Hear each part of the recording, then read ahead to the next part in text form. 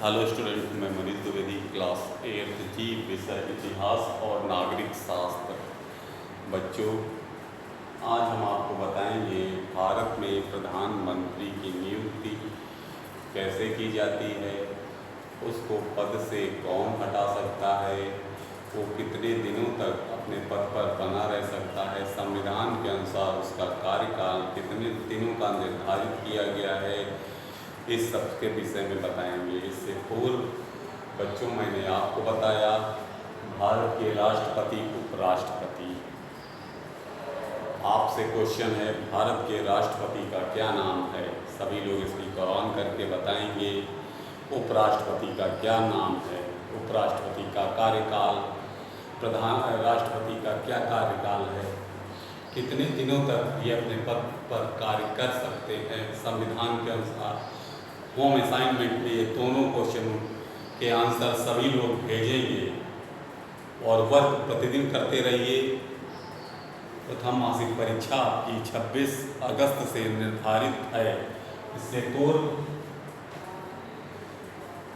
भारत के प्रधानमंत्री, तो बच्चों सबसे पहला क्वेश्चन बनता है, भारत का प्रधानमंत्री कौन है? आप लोग बताइए, भारत का प्रधानमंत्री कौन है? गुड, बहुत अच्छे।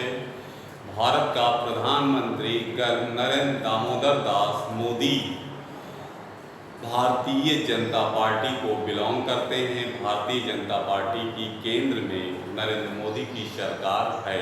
ओके, नियुक्ति पे आते हैं। राष्ट्रपति द्वारा चुनाव आयोग को सलाह दी जाती है कि वो लोकसभा का चुनाव कराए। राष्ट्रपति की अनुमति मिलने के बाद चुनाव आयोग द्वारा संपूर्ण देश में लोकसभा के 543 सदस्यों का चुनाव करवाता है और चुनाव में जो सबसे बड़ी पार्टी होती है उसको राष्ट्रपति सरकार बनाने के लिए आमंत्रित करता है। उस पार्टी के बहुमत दल के नेता को राष्ट्रपति प्रधानमंत्री बनाने के लिए आमंत्रित करता है। नंबर 1। नंबर 2, कभी कभी लोकसभा चुनाव में किसी भी दल को स्पष्ट बहुमत नहीं मिलता है तो सबसे बड़ी पार्टी पहले तो बहुमत जिसको प्राप्त हो गया उस पार्टी को बुला लेता है, या फिर जब बहुमत नहीं प्राप्त है तो राष्ट्रपति, अटॉर्नी जनरल, सर्वोच्च न्यायालय के मुख्य न्यायाधीश से सलाह लेकर सबसे बड़ी पार्टी के बहुमत दल के नेता को प्रधानमंत्री बनाने के लिए आमंत्रित करता है और निश्चित तिथि में उसको भी लोकसभा में बहुमत सिद्ध करना पड़ता है। या कभी कभी कई दल मिलजुल कर मिलीजुली सरकार का गठन करते हैं और वे राष्ट्रपति के पास स्वयं जाकर बहुमत जितना होना चाहिए 2/3 445 का के अनुरूप सदस्यों के सिग्नेचर युक्त पत्र राष्ट्रपति को सौंपते हैं और राष्ट्रपति संतुष्ट होने के बाद उसको भी प्रधानमंत्री पद के प्रधानमंत्री को बना देता है और सदन में बहुमत सिद्ध करने के लिए कहता है। क्वेश्चन था, भारत के प्रधानमंत्री की नियुक्ति कौन करता है? भारत के प्रधानमंत्री की नियुक्ति राष्ट्रपति द्वारा की जाती है जिसको सदन में पूर्ण बहुमत प्राप्त होता है। जब सदन में पूर्ण बहुमत सिद्ध कर देता है तो वो व्यक्ति मंत्रिमंडल का गठन करता है और मंत्रियों के विभागों को प्रधानमंत्री की सलाह पर राष्ट्रपति विभाग उन मंत्रियों को देता है। मंत्री 3 प्रकार के होते हैं, कैबिनेट मंत्री, राज्य मंत्री, उप मंत्री। कभी कभी विभाग बड़े होते हैं तो तीनों प्रकार के मंत्री बनाए जाते हैं, लेकिन उनके दायित्व और अधिकार कैबिनेट मंत्री द्वारा निर्धारित किए जाते हैं। कभी कभी मतभेद होने पर प्रधानमंत्री भी कैबिनेट को सलाह देकर उन मंत्रियों के विभागों को अलग अलग बांट सकता है।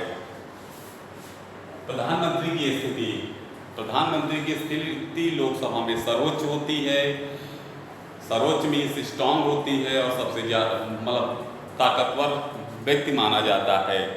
संवैधानिक के अनुसार आप देखेंगे सूची में सर्वोच्च पद राष्ट्रपति, फिर उपराष्ट्रपति, फिर तीसरे नंबर पर प्रधानमंत्री आता है। लेकिन राष्ट्रपति कोई भी कार्य करता है तो प्रधानमंत्री की सलाह पर ही करता है, प्रधानमंत्री की सलाह पर ही राष्ट्रपति कार्य करता है। इसके पश्चात प्रधानमंत्री की स्थिति, प्रधानमंत्री मंत्री को शपथ राष्ट्रपति के माध्यम से दिलवाता है, मंत्रिमंडल का गठन करता है, विभागों का बंटवारा करता है, विदेशी नीति निर्धारित करता है और राष्ट्रपति द्वारा उसको अनुमोदित कराता है। कोई भी विदेशी समझौता या अन्य कार्य प्रधानमंत्री और उसकी कैबिनेट द्वारा सलाह मशवरे के बाद राष्ट्रपति द्वारा अनुमोदित कराई जाती है। सबसे प्रमुख कार्य होता है बजट। केंद्रीय मंत्रिमंडल में जो वित्त मंत्री होता है वो बजट पेश करता है और लोकसभा और राज्यसभा में पास होने के बाद, राष्ट्रपति द्वारा अनुमोदित होने के बाद वो संपूर्ण भारतवर्ष में लागू किया जाता है। लोकसभा में बहुमत दल का नेता राष्ट्रपति होता है, लोकसभा का नेता भी प्रधानमंत्री होता है और प्रधानमंत्री सदन को संचालित करने के लिए लोकसभा अध्यक्ष को सलाह और मशवरा भी दे सकता है। कार्यकाल 5 वर्ष निर्धारित किया गया है। ये इससे पूर्व वो ठीक से कार्य नहीं कर रहा है, सदन में अल्पमत है तो उसको अपने पद से त्यागपत्र देना पड़ता है। धन्यवाद।